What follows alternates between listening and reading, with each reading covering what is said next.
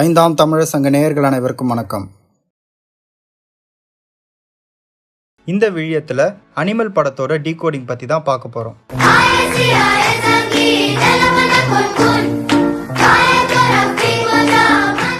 நிறைய பேர் அனிமல் படத்தை டீகோட் பண்ணுங்கன்னு கேட்டிருந்தீங்க. அதனால நாங்கள் ஐந்தாம் தமிழர் சங்கம் இந்த படத்தை டீகோட் பண்ணுறோம். இந்த அனிமல் திரைப்படத்தில் ஒரு சில குறியீடுகள் இருக்கு. அது மட்டும் இல்லாமல் நம்ம தமிழ் கடவுளர்களை அசிங்கப்படுத்தி எடுத்து வச்சிருக்காங்க. இந்த திரைப்படத்தை யாருமே பார்க்காதீங்க. சில பேர் பார்க்காதீங்கன்னு சொன்னாதான் போய் பார்ப்பாங்க. இந்த படத்தை நீங்கள் பார்த்தீங்கன்னா கண்டிப்பாக உங்கள் மைண்டு தான் பாதிக்கும். அதனால் இந்த படத்தை இதுவரைக்கும் பார்க்காதவங்க தயவு செய்து பார்க்காதீங்க. ஏன்னா அவ்வளோ கேவலமாக இருக்கும் இந்த படம். சரி, இந்த படத்தை ரொம்ப ஆழமாக பார்க்காம மேலோட்டமாக மட்டும் டீகோட் பண்ணலாம். ஏன்னா இந்த திரைப்படத்தில் தேவையில்லாத விஷயம்தான் நிறைய இருக்குது. அதனால் ரொம்ப ஆழமாக போக வேணாம். இந்த திரைப்படத்தில் வர கதாநாயகன் இவரோட கேரக்டர்ன்றது மாறிக்கிட்டே இருக்கும். ஏன் இப்படி கேரக்டர் மாறுதுன்னா நம்மளை குழப்புறதுக்காகவே இந்த மாதிரி பண்ணுறாங்க இந்த பிண்டாரிகள். பாண்டியன் ஐயா எப்போ இந்த மூவி டீகோடிங் ஆரம்பிச்சாரோ அப்பையிலிருந்தே அவங்க உஷாராயிட்டாங்க. படத்துல ஒரே கதாபாத்திரத்தை வேற கதாபாத்திரமா மாத்திக்கிட்டே இருக்காங்க. எதுக்காகனா நம்மளை குழப்புறதுக்காக. ஒரே குழப்பமா இருக்குல்ல. ரஃபீக் இருக்க வேண்டிய இடத்துல ஷூட்டர் இருக்கான், ஷூட்டர் இருக்க வேண்டிய இடத்துல போலீஸ் இருக்காங்க. சிஎம் சுட வேண்டிய ரஃபீக் ஒன்ன சுடுறான். புரியல. சரி, இப்போ மூவிக்குள்ள போலாம். இந்த திரைப்படத்தோட ஆரம்பத்துல கதாநாயகன் அவன் அப்பா மேல உயிரையே வச்சிருப்பாரு. அளவு கடந்த பாசம் வச்சிருப்பாரு. நமக்கு அப்பா பையன் அப்படின்னதும் எது ஞாபகம் வருதுன்னா இரட்டையர்களான ராவணன் இந்திரன் தான் நம்ம ஞாபகத்துக்கு வருவாங்க. இந்த படத்துலயும் இந்த கதாபாத்திரம் ராவணன் இந்திரனை குறிக்கிற மாதிரி தான் கதை ஆரம்பிக்கும். இந்த கதாநாயகன் இருக்கார்ல, இவரோட கேரக்டர் மாறிக்கிட்டே இருக்கும். சரி, அதை பத்தி போக போக பார்ப்போம். இந்த சீனை பாருங்க. யாருக்கு ஃபோன் பண்ற? அப்பா கிட்ட பேசணும். ஏன், என்னாச்சு? காலேஜ்ல என்ன ரொம்ப ராகிங் பண்றாங்க. I can't handle it. ராகிங்னா என்ன பண்ணாங்க? கதாநாயகனோட அக்காவை ராகிங் பண்ணாங்கன்னு அவங்க அழுதுகிட்டே வந்து ஹீரோ கிட்ட சொல்லுவாங்க. இந்த சீன் எதை குறிக்குதுன்னா, ராமாயணத்துல ராமன் சூர்பனகையோட மூக்க வெட்டிடுவான். சூர்பனகைன்றவங்க ராவணனோட தங்கச்சி. சூர்பனகை ராவணன் கிட்ட போய் கம்ப்ளைண்ட் பண்ணுவாங்க. அதை குறிக்கிற மாதிரி தான் இந்த சீன் இருக்கும். சரி, இப்போ இந்த சீனை பாருங்க. 10 minutes. That's all you have. 10 minutes. 10 minutes, sir. ராவணனை குறிக்கிற மாதிரி 10 நிறைய இடத்துல வரும். அது மட்டும் இல்ல, இவங்க சொந்தமா விமானம் வச்சிருப்பாங்க. முதல்ல விமானத்தை உருவாக்குனது ராவணன் இந்திரன். அதை குறிக்கிற மாதிரி இந்த படத்துல நிறைய காட்சிகள் அமைந்திருக்கும்.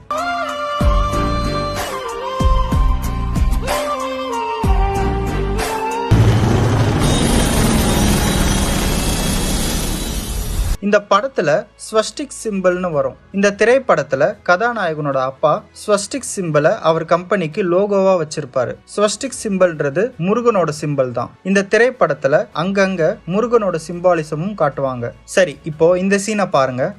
வாக்கு கொடுக்கிற உங்களுக்கு அவன் கழுத்தறுத்து நான் சாகடிப்பேன். இந்திரன் கதாபாத்திரமான அவர் எதிரியோட கழுத்தறுத்து கொள்ளுவேன் அப்படின்னு ஒரு சபதம் எடுப்பாரு. அது ஏன் கழுத்தறுத்து கொள்ளணும் அப்படின்னு சொல்றாருன்னா, உண்மையாவே நம்ம கடவுளர் இந்திரன் தான் ராமனை கழுத்திலே சுட்டு கொன்னாரு. ராமன் செத்துட்டான். இதை ரிப்பீட் பண்றதுக்கு தான் படங்கள்லயும் சரி நிஜ வாழ்க்கையிலயும் சரி இதை திரும்ப காட்டுறாங்க இந்த பிண்டாரிகள். எடுத்துக்காட்டுக்கு, ராம் கழுத்து அறுத்தது எம்ஜி ராமச்சந்திரன் அவர் கழுத்துல சுட்டது. அவர் கழுத்துல சுட்டது யாருன்னு பாத்தீங்கன்னா எம்ஆர் ராதா. இவரோட பையன் பேரு ராதா ரவி. ரவின்றது ராவணன் இந்திரனை குறித்த பேரு தான். இந்த ராதா ரவிய நிறைய படத்துல வில்லனா காட்டி ராவணன் இந்திரனா நடிக்க வச்சிருப்பாங்க. இந்த மாதிரி அவங்க சூஸ் பண்ணி நடிக்க வச்சு வரலாற்றை ரிப்பீட் பண்றாங்க.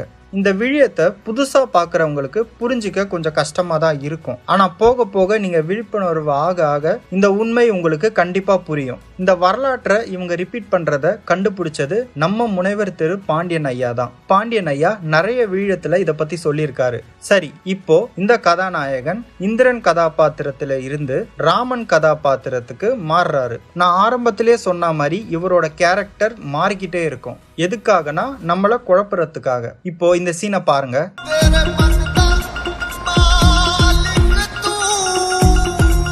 கதாநாயகன் வர காரோட நம்பர் பாத்தீங்கன்னா 9999.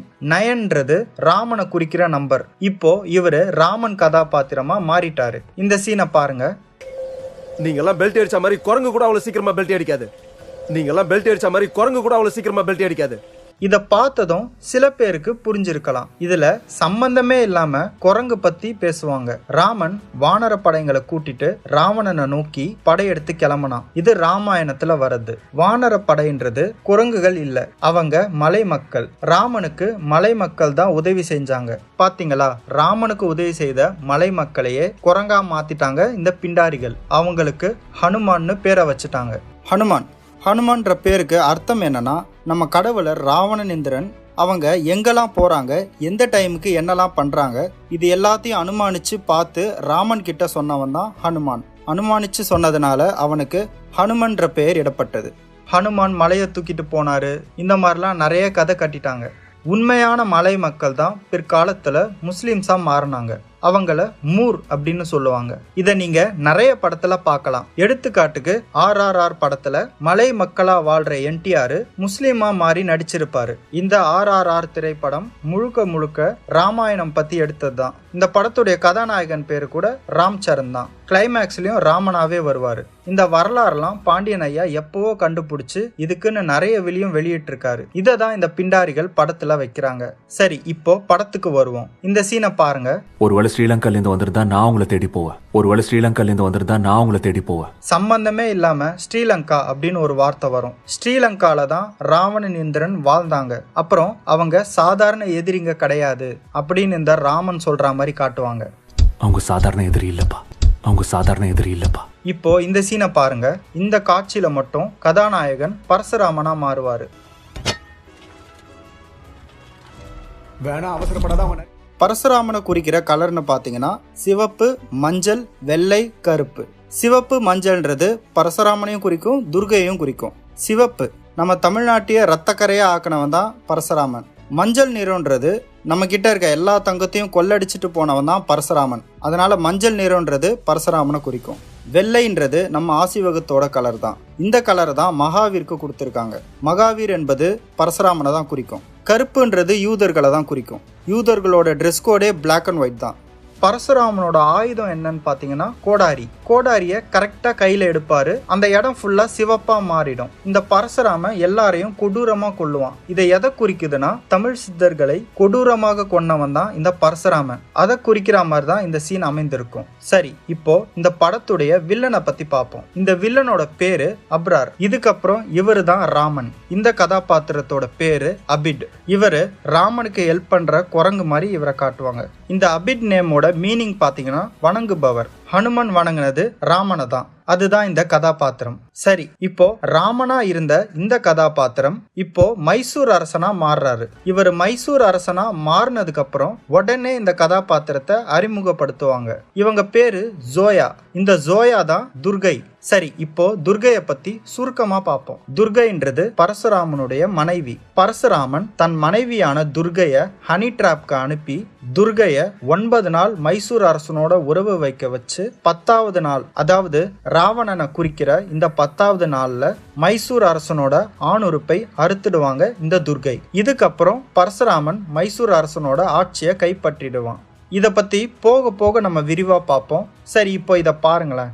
இவங்க கொஞ்ச நாள் உறவு வைக்கிற மாதிரி காட்டுவாங்க. இந்த ஜோயாவை அனுப்புனது பரசுராமன் தான். இது ஒரு பக்கா பிளான்னு அவங்களே சொல்லுவாங்க. அதாவது பரசுராமன் தன் மனைவியான துர்கைய இவன் கூட படுக்க வச்சது ஒரு பக்கா பிளான். சரி, இத பத்தி கடைசியில விரிவாக பார்ப்போம். இப்போ ராமாயணத்துக்கு வருவோம். இப்போ இந்த கதாபாத்திரம் மறுபடியும் இந்திரனா மாறிடுச்சு. சரி, இந்த சீனை பாருங்களேன்.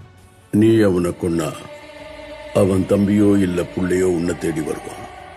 இந்த மகாபாரத கதை எப்பவும் முடியாது. இந்த மகாபாரத கதை எப்பவும் முடியாது. சம்பந்தமே இல்லாம மகாபாரதம் அப்படின்னு ஒரு வார்த்தை வரும். அதாவது ராமனை கொன்னா அவனுடைய வம்சாவளிகள் பழிவாங்க கண்டிப்பா வருவாங்க. இது தொடர்கதை மாதிரி போய்கிட்டே இருக்கும். இதை தான் இந்த தாத்தா சொல்றாரு.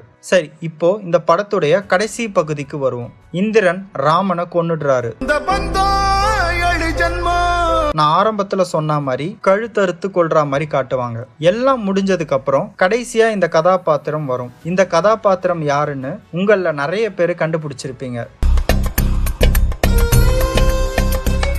இவன் தான் பரசுராமன். இவன் பேரு ஆசிஸ். இவன் தான் ஜோயாவை மைசூர் அரசனோட படுக்க அனுப்பியிருப்பான். இதெல்லாமே பிளான் தான். இப்ப புரியுதா? இது எல்லாமே இந்த பரசுராமனோட பிளான் தான். இந்த பரசுராமன் ராமனை கொன்ன நம்ம தமிழர்களுடைய வம்சாவளிகளை பழிவாங்க வந்தவன் தான் இந்த பரசுராமன். அதனாலதான் ராமனோட பேரை சேர்த்து வச்சு பரசுராமன் இவனுக்கு பேர் வச்சிருக்காங்க. இந்த திரைப்படத்துல அவங்க அண்ணனை கொன்னவங்களை பழிவாங்குற மாதிரி காட்டியிருப்பாங்க. இது எதை குறிக்குதுன்னா, பரசுராமன் நம்ம தமிழ் சித்தர்களை கொடூரமா கொன்னு பழி வாங்கினான். அதை தான் இந்த சீன்ல காட்டுறாங்க. இந்த பரசுராமன் ரொம்ப ரொம்ப கொடூரமான ஒரு அனிமல். இவனோட வரலாற இவனோட வம்சாவளிகளே, அதாவது பிண்டாரிகளே அழிச்சிருக்காங்க. அப்ப பாத்துக்கோங்க இவன் எவ்வளவு கொடூரமா வாழ்ந்திருப்பான். இந்த திரைப்படத்துல இவரோட பேரு ஆசிஸ். ஆசிஸ் என்ற பேரு பரசுராமனை தொடர்பு கொண்ட பேர் தான்.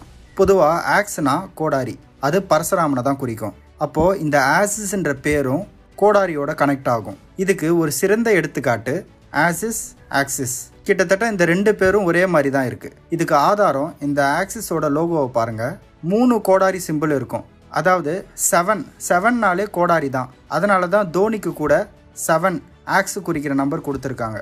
அவர் போட்டிருக்க மஞ்சள் டிஷர்ட்டும் பரசுராமனை தான் குறிக்கும்.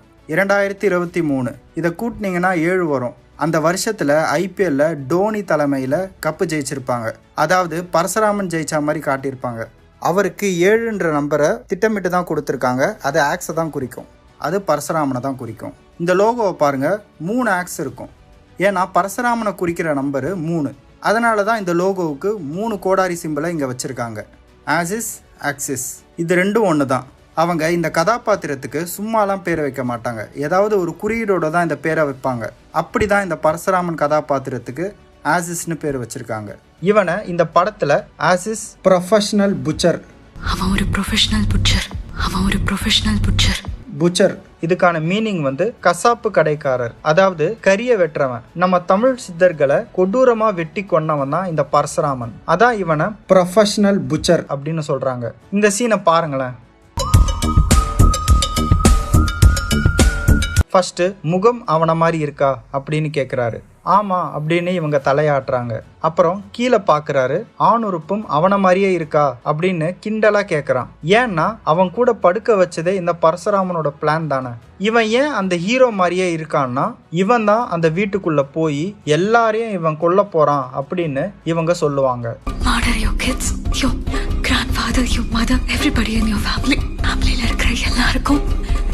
இருக்கும் போது ஒரே எண்ணம் தான் இருக்கும், நம்ம மேல அன்பு வச்சவன் ஏன் நம்மள கொன்னான்னு. வேற ஒன்றும் இல்லை, பரசுராமன் எப்படி மைசூர் அரசனை ஹனி ட்ராப் பண்ணி அங்க இருக்கிற எல்லாரையும் கொன்னு ஆட்சியை கைப்பற்றினானோ அதை குறிக்கிறதுக்கு தான் இவன் அவனை மாதிரியே இருக்கான். இப்போ உங்களுக்கு புரிஞ்சிருக்கும். இந்த சீனை பாருங்களேன். உனக்கு குழந்தை பிறந்ததுக்கு அப்புறம் தெரியாத விஜய் தான் இல்ல எந்தானே. இவன் சொல்லுவான், குழந்தை பிறந்ததுக்கு அப்புறம் தான் தெரியும் அது என்னோட குழந்தையா இல்ல அவனோட குழந்தையான்னு. அதாவது பரசுராமன் துர்கைய மைசூர் அரசனோட 9 இரவுகள் படுக்க வச்சு துர்கை 10வது நாள் மைசூர் அரசனோட ஆணுறுப்பை கட் பண்ணிடுவா. இத சூட்சமமா இந்த சீன்ல காட்டுவாங்க. இத பாருங்களேன். Joya cut cut. சம்பந்தமே இல்லாம இந்த சீன்ல ஜோயா கட் அப்படின்னு வரும். பரசுராமன் துர்கை கிட்ட மைசூர் அரசனோட ஆணுறுப்பை கட் பண்ணிடு அப்படின்னு சொல்றதா இந்த சீன். அதை தான் இப்படி காட்டுறாங்க. Joya cut cut. பாத்தீங்களா, பாண்டியன் ஐயா சொன்ன வரலாற்றை இவனுங்க எப்படி படத்துல காட்டுறானுங்க பாத்தீங்களா. இதுக்கப்புறம் இந்த சீனை பாருங்க. அண்ணி, I want to marry you. I want to marry you. அண்ணி நான் உங்களை கல்யாணம் பண்ணிக்கிறேன் அப்படின்னு சொல்லுவான். யாராவது அண்ணியை போய் கல்யாணம் பண்ணுவாங்களா? ஆனா இந்த யூதர்கள் பண்ணுவாங்க. இந்த யூதர்களுக்கு ஒழுக்கம்ன்றதே கிடையாது. யாரை வேணாலும் இவங்க கல்யாணம் பண்ணிப்பாங்க. இவ்வளோ ஏன், பரசுராமனுக்கு துர்கையே சொந்த தங்கச்சி தான். சொந்த தங்கச்சியே கல்யாணம் பண்ணவன் தான் இந்த பரசுராமன். இவங்க வம்சாவளிகளுக்கு கொஞ்சம் கூட ஒழுக்கம்ன்றதே இருக்காது. சரி, இதுக்கப்புறம் கடைசியில பார்ட் 2 வரப்போகுதுன்ற மாதிரி காட்டுவாங்க. Animal park. இல்லையே, இந்த டைட்டில் பொருந்தவே இல்லையே. இந்த பார்க்கை தூக்கிட்டு அனிமல் பரசுராமன் அப்படின்னு வச்சா இப்போ சரியா இருக்கும். மக்களாகிய நீங்கள் தரக்கூடிய நிதி உதவி 5ஆம் தமிழர் சங்கத்தின் வளர்ச்சிக்கு மிகவும் பயனுள்ளதாக இருக்கும். உங்களால் முடிந்த நிதியுதவியை அளிக்க விரும்புவோர் திரையில் காணக்கூடிய இந்த ஜிபே நம்பர் மற்றும் இந்த அக்கௌண்ட் நம்பருக்கு பணம் செலுத்தலாம். நன்றி, வணக்கம்.